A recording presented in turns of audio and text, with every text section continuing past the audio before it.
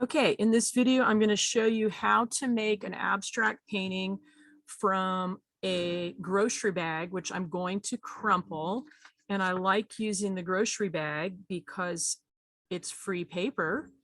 And so I've already cut this one out. I'm going to crumple it.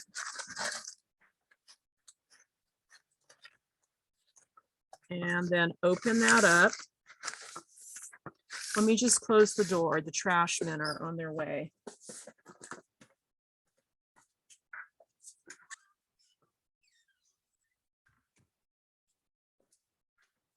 Okay, so this will end up looking kind of like a landscape or a topographic map. And I just picked a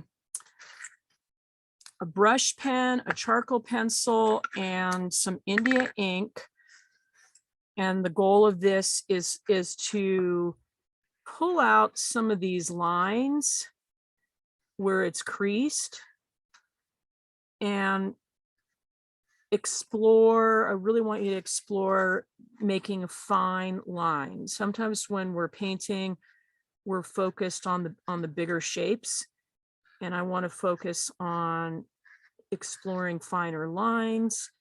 And if you don't have the brush pen or the India ink, you'll find some other drawing implements around that are finer that you can explore. Okay, so the brush pen is nice. I get a fairly consistent line that I can vary depending on how much pressure I'm using or using the side of the brush tip. I'm getting an even flow of ink, which will be different than when I dip my brush in the India ink. Don't feel like you have to block all of your shapes in perfectly. This is fairly loose. After all, we don't even really know what kind of composition or shapes we're going to get. Okay, so I'll stop there. Then you can try, I'm using this charcoal pencil, which is a much softer line. Again, I can vary the line quality depending on the amount of pressure that I use.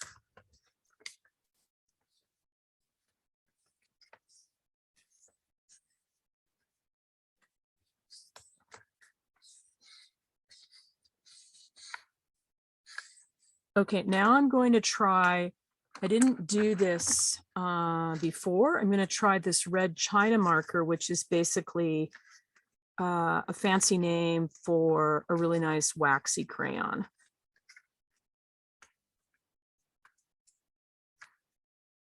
And I don't know yet, but the wax may act a little bit like a resist when I start painting.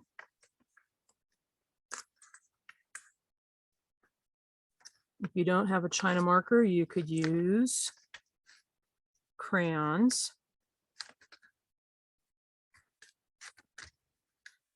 Okay, and now I'll do the India ink.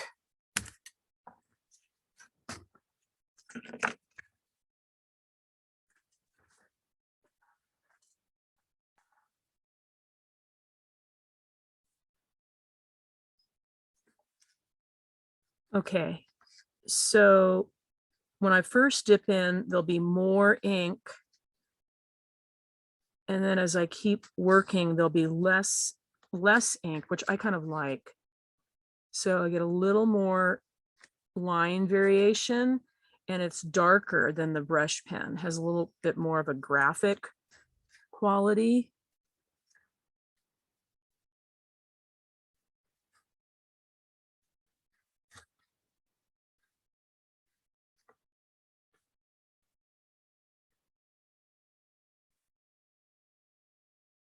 Okay, I'm not going to do the whole thing. Is that a pen or a brush? This is a brush. So you want to use probably a fine point round brush would be my suggestion. Something with a fine point that you're just tracing these creases with. It's lasting a long time. It's lasting a really long time. I haven't even dipped in again, have I? Okay, so it's hard to stop. It's very relaxing. Yeah, still have ink, still going. Okay, so I will stop there because that's, okay, so that's part one is the outlining. Part two, I would suggest picking 3 colors. Get my fancy palette here. I've got a turquoise, an orange, a neon orange, black, and white. So I would recommend 3 colors plus black and white. Okay, so it could be colors that you really like or colors that you've wanted to explore for a while. It's really up to you. Okay, I will start with the turquoise, and I'm going to use, it's a flat bristle brush. So I'm also using this as an opportunity to explore different brushes. So it could be nylon and bristle. Okay, I'm just kind of scrubbing this around.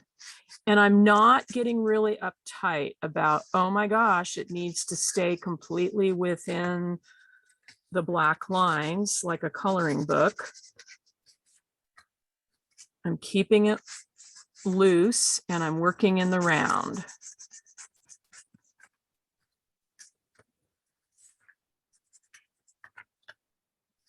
Just picking out, kind of spontaneously picking out shapes. There really is no right or wrong here. Okay, so this is kind of a scrubby approach with the bristle brush. And if, Louise, I think you need to mute yourself again. Okay, then I'll go on to, let's see.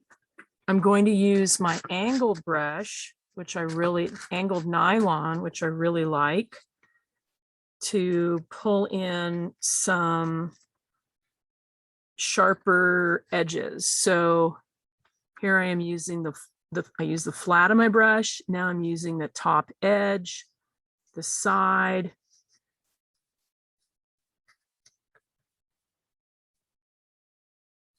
Okay, so here I'm using that edge of the angled brush to pull in those edges of that triangle shape. I can kind of just quickly brush over things and let them show through. So that's a transparency.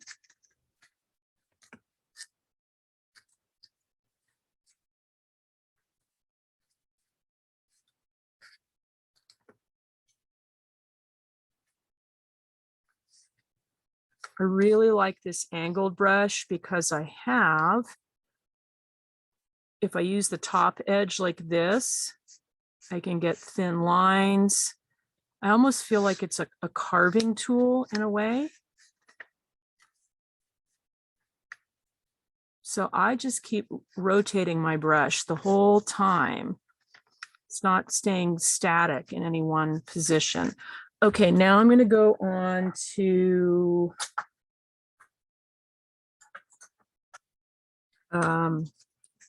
this neon color.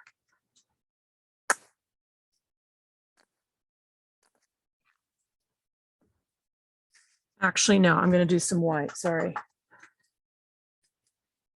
I'm using a thicker round brush and I'm going with thicker blobs of paint. Again, not really worrying if I'm crossing over those lines.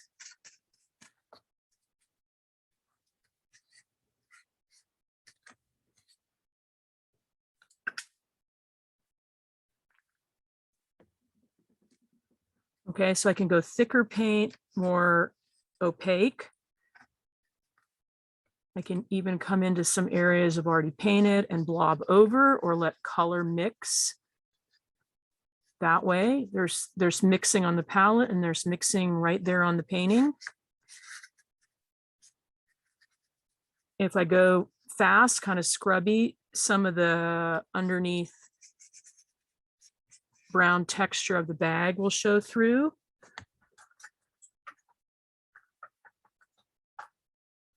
Okay, now some black paint for contrast.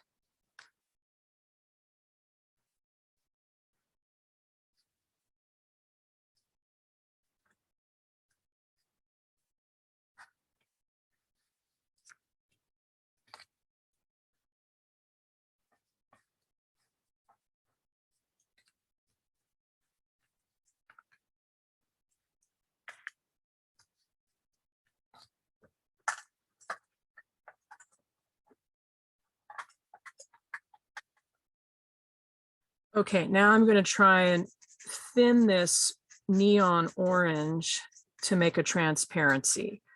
Okay, so if I go transparent paint over, needs to be a little thinner. Transparent paint over this turquoise. That's what I get there. Is it actually called neon? It is it's fluorescent red acrylic gouache. Okay, so I went over the turquoise there. Here I'm going over, well, the white isn't dry enough yet. Okay, okay, here's turquoise going over, which I like a lot. Here's going over the white. Here's going over the orange. So it's nice having a transparency because you get a secondary color. Okay, now I'm not going to finish this. I try to put in all those different techniques and ideas.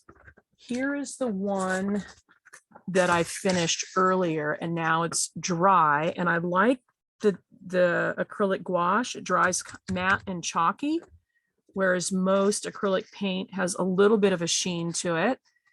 And, you know, I could come in now that I got my structure filled in, I could come in, and if I want, I can add more lines with my charcoal pencil. And I could build more layers of paint.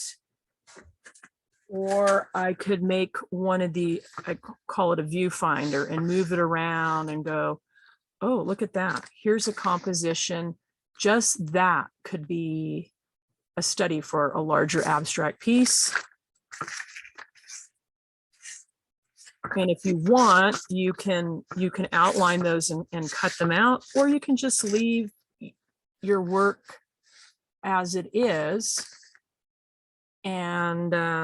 And that's fine too, but just something to think about, finding compositions within compositions.